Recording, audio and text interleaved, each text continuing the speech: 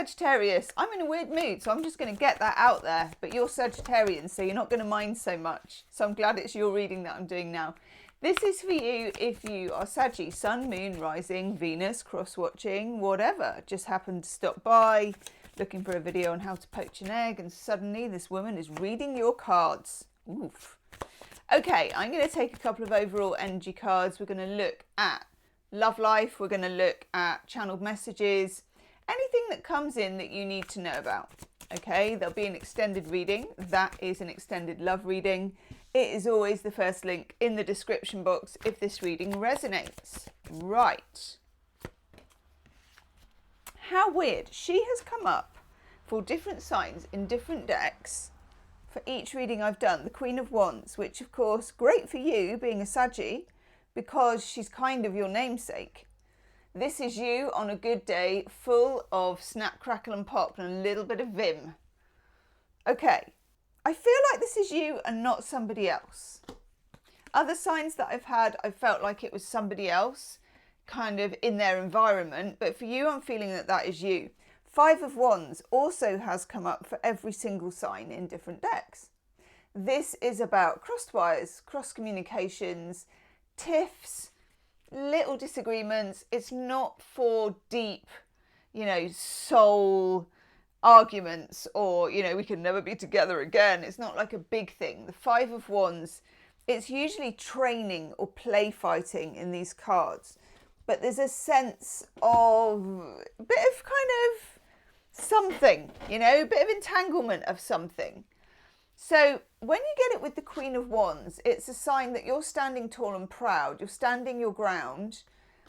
And there may be a need for you to do that in the upcoming weeks. Okay, tell me more. Ooh, Judgment. Okay, when you get Judgment, it's my Back to the Future card, is what I call it. It sort of shines a light back down the alleyway that you've come from. So if you think about being the Queen of Wands and you think about the Five of Wands and the need for you to be present and to fill the space that you occupy and to be very clear about your bottom line, about where your boundaries are, about how you want this to be, how you don't want this to be. And this can be in anything, relationships, job, any part of your life. There is some past experience that is informing this. So for example, with Judgment, if you are finding that you really need to stand your ground, there may be a past experience, maybe even in the same scenario, even with the same people or person, where you maybe didn't and you regret it and you thought, if that happens again, I'm going to do this. And it's happening again and you're going to do this. This is what wisdom teaches us. It's the cycles, isn't it? It comes around again. You think, I remember that from last time. I know what I did. I'm either going to do that again, but more. I'm either going to never do that again. You will know. Okay. You will know. Oh, nice. 10 of Pentacles. 10 of Pentacles is the meat and potatoes relationship card. We've reached a certain point of security. We've reached a certain point where it can be moving in with somebody. It can be that you've got your finances in order, that you know about where all your secure plans are happening. With Sagittarians, from my experience, you're quite mutable, and especially about money, and because you're ruled by Jupiter, you're quite lucky. You may not have a 5-year plan, but this is something to do with a plan for security, maybe around relationships. Again, for some of you, this could be work as well. For some of you, this is about, what do I need to do to get where I need to be, for whatever the Sagittarian version of what you need to be is. For some people, that is, I want to be a millionaire, have 10 Porsches and a dog and be married with 15 children or whatever. For other people, it's, I want to live in a flat with my cat and I want to know it's paid off. Whatever it is, okay? You have the wisdom to do what needs to be done to get to where you need to be. which is good, because 2023 was a year of adjustment for you, and I felt like your buttons were being pushed and your boundaries were being tested, and the universe was kind of saying to you, I know you are, but who am I? I know you are, but who am I? You know that thing you used to do at school where someone was trying to wriggle out of something and you'd say, you're this, and they go, I know you are, but who am I? And all that sort of stuff. He who smelt it dealt it, he who said the rhyme did the crime. Ringing any bells? It's that energy of the universe prodding you in 2023 and saying, what about if I push you this far? What about if I then insert this person who's really annoying? What about if I test you in this way? And now you're kind of reaping the benefits, especially as we get nearer to Sagittarius season. We have the Knight of Swords. So this is something else. This is something coming in. It's information. It could be a conversation. It could be a missive, like a letter, an email. Let's have a look. What's coming in? What do we need to know about information? What can it be? Five of Swords. Okay, somebody is, I think the young'uns call it gatekeeping. Somebody is not telling you everything they know about whatever this is. Five of Swords, Venus in Aquarius, is somebody who can be quite detached from a situation that you might be quite passionate about. So if this is a relationship, it could be, let's say it's with a significant other, for want of a better term. You could be quite immediate as the Queen of Wands. You know what you want, you know what you stand for, you've always known what you wanted. I want X, Y, and Z, and here I am. And the person that you're dealing with, there's a certain caginess about them. There's something to be said, because we've got the Knight of Swords, but the Five of Swords is like almost making it a slight sort of treasure hunt or a game of chess, or, you know, I've got something to say, but I've put it in a word search. You know, I want you to look for it. Obviously not that obvious, but the feeling that somebody isn't just fronting up and speaking their truth may get to irritate you a little bit, whether it's to do with work, whether it's to do with love or friendship. Because, yeah, Nine of Swords, it will bother you. What I'm getting is that you already kind of know. So you already, because you're a Saggy, you're ruled by Jupiter, you already have more than an inkling about this.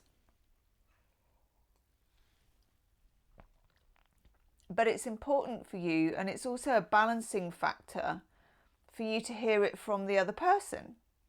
When we have intuition about something, which Saggies often do,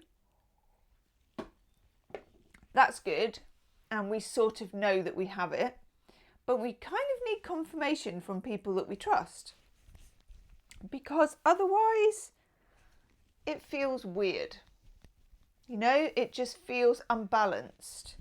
It feels like you're holding up the seesaw all on your own, and we don't want that. Okay, speaking of which, let's have a look at your love life. So in your career and life, you have the opportunity to smooth out or to recreate secure situations with people, with money, with finances, with bricks and mortar, okay? But we just have this sense in which if you're looking to the other person to supply all the information, it's probably not going to work like that. Okay. Nice. First love card you get is the Ace of Pentacles. Now, the Ace of Pentacles, not exactly, you know, snapping your knicker elastic, is it? It's like Ace of Pentacles, this sort of horny-handed, grubby thing with this pentacle in it, loads of stuff about roots and soil and all that kind of stuff. Well, personally, I like the Ace of Swords. Ooh, are you going to get that? Who knows? I like the Ace of Pentacles for a love card, because love cards can be very giddy. They can be, and I'm a Pisces, and we do giddy. We know what that is. It's like, oh, Two of Cups. You put the phone down first and all that stuff. Ace of Pentacles just drops an anchor in that situation and says, yeah, but is it real? Is it real? Can I trust it? Can I bite the coin? That's what I always say. Is it counterfeit? Can I bite the coin? Two of Pentacles, also good. Jupiter in Capricorn. Very solid again. But let's have a look at the cards with the other camera as we go along. Bit wonky, bit wonky. Okay. Something or someone in your love life is being juggled, or someone is juggling it. This is, you normally have in here the infinity symbol. And we have Jupiter, which is your ruler, but it's in Capricorn, which is nothing like you. Capricorn is a cardinal earth sign. They're pretty kind of, I don't know, slow moving in some ways, practical in lots of ways. So you're pushing practical things through infinity. So in your love life, you're looking at different ways that you can achieve something that is tangible, that is solid, and that is real. Okay?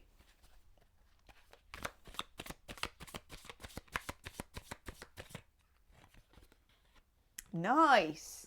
9 of Cups. Oops, wrong camera. Takes me a while to adjust, people. 9 of Cups. So, with the 9 of Cups, it's Jupiter in Pisces. By God, you're getting a lot of Jupiter in everything, which is nice. Now, remember that Jupiter is retrograde for a while as well. So you're going to be re-examining things. You're going to be thinking, what would make me happy? What would really float my boat? What do I really, really desire? Okay? And hopefully you're not going to be thinking this, you're going to be feeling it, because this comes from the heart. Jupiter in Pisces, the 9 of Cups, is what springs from the heart. What is your desire?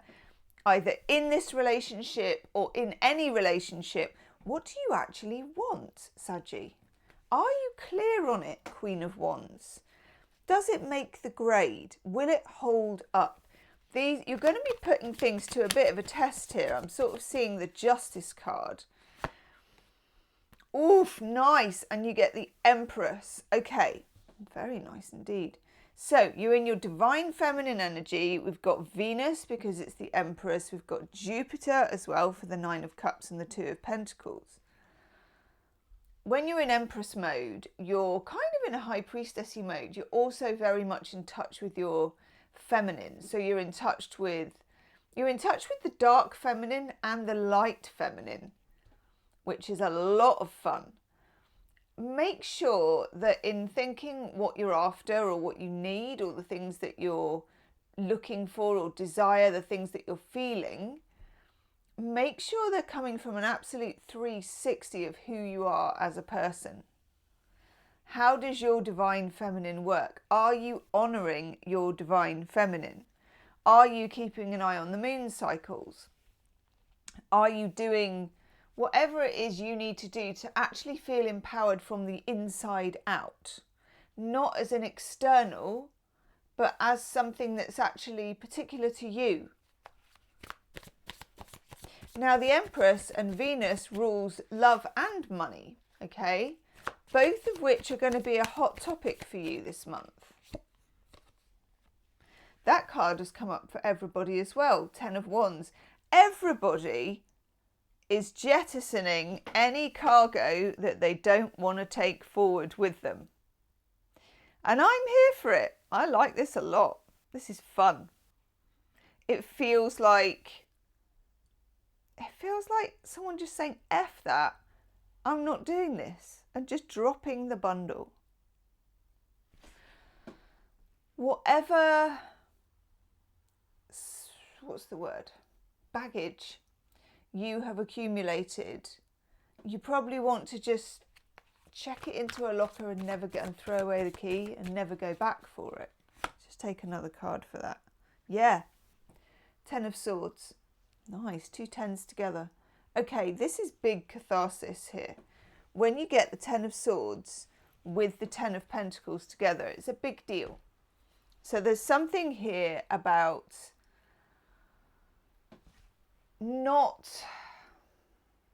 it's not even that you're choosing to not carry on keeping that baggage, but you are unable to continue with it. This kind of sends a jolt through all your relationships, catapults you into Queen of Wands status, makes people sit up and take notice because you've got some chewed. You know, you're here for it. You're not here for that. You've had enough. It's too painful to stay the same. You're not picking up the tab. You're ready to rumble. I like this. With all that energy available to you, all you then have to do is name your heart's desire. Oh, the Knight of Pentacles. Not a very Sagittarian card, but still. Knight of Pentacles, this is the long game. We're all in the long game at the moment. The last 3 months of what's left of it, of 2024, are kind of in preparation for getting us into New Year and some very, very interesting astrology that's coming up in 2025. So just know, you know, you've got to weed out what you don't want, either in a relationship or in a love situation, or even how you dealt with a past situation. We've got Judgment knocking around. You can have your heart's desire. You may get asked if you're in a relationship or in a connection. There's a very strong, what is it that you want vibe? What do you want? What do you desire? What do you need? How can I do that? And you need to be with the right kind of person that actually asks those questions and cares. You get the 8 of Pentacles. I'm loving that. So earthy.